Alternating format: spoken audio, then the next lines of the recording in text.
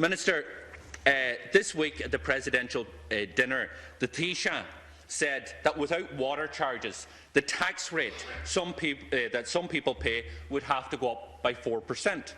We've had other ministers say that child benefit would have to be reduced. Now, this is complete and utter scaremongering. It's a sign of desperation from a desperate government that is simply out of touch with the people.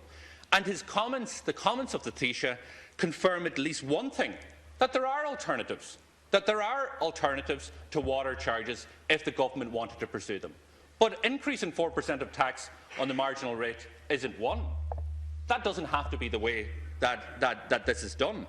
Minister, in a letter to your Fine Gael colleague, you said that if Irish Water was to come onto the state's books, it would cost an extra $550 million this year, in 2015, and each year, and it reduces to $500 million, I think, in 2016.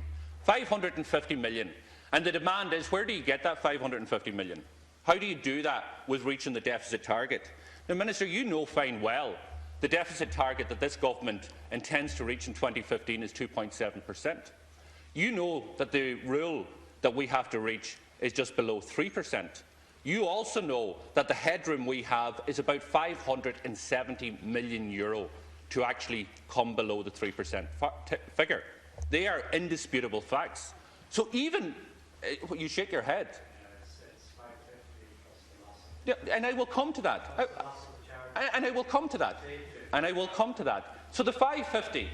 So let's be clear, and undisputable facts, there is €570 million of headroom to us still coming below the deficit 3% target.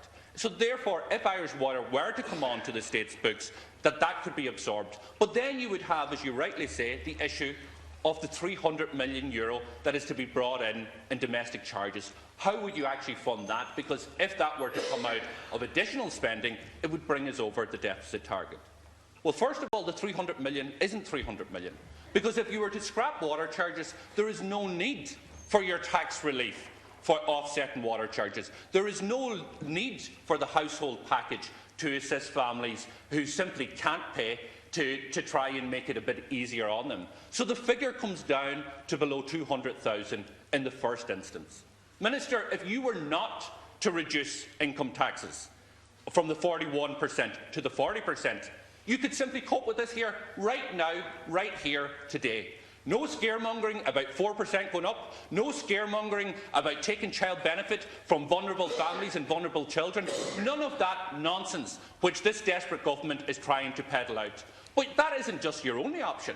You have other options to find that €200 million within the scope of other budgetary proposals, and we have suggested one number of them to you. But you have decided not to do it. In answer to the question from Deputy Higgins in relation to SARP, and I will come to SARP, an absolute tax benefit to a handful of individuals. Let's get clear about this here. 12 individuals benefited from this in 2012. 31 in 2013. It is a handful of individuals who can earn an unlimited amount of money, and their income will be reduced by 30% for tax purposes, giving them not thousands of euros, but tens of thousands of euros of write-downs, because they simply come here because you believe they are special. You believe that will cost another €1 million. When it comes to those handful of individuals, there is no limit in the type of money that this government can throw at these individuals.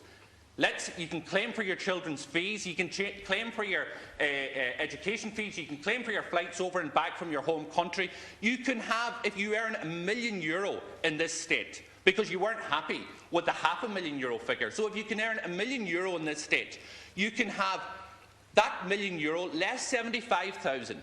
You can have 30% of that taken away from the taxman when the taxman is calculating your tax.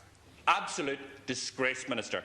At the same time, with the same breath from this government, that you tell families that simply do not have any money left at the end of the week, that they have to tighten their belts and pay up for the sins of others in the past, through water charges, through property taxes, through prescription charges, and a dearth of other charges.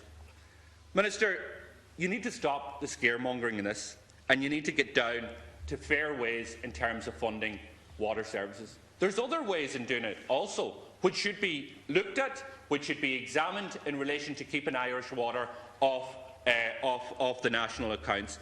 But in terms of questions that we put to you, Minister, and I put in another one, and I hope you will be transparent and your officials will be transparent in relation to the figures. I have looked at every single question that has been asked by every deputy in this House in relation to the cost of Irish water, and it is clear as mud.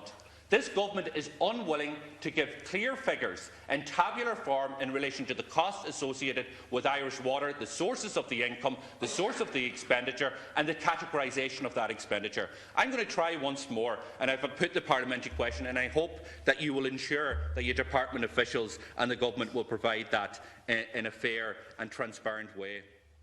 What is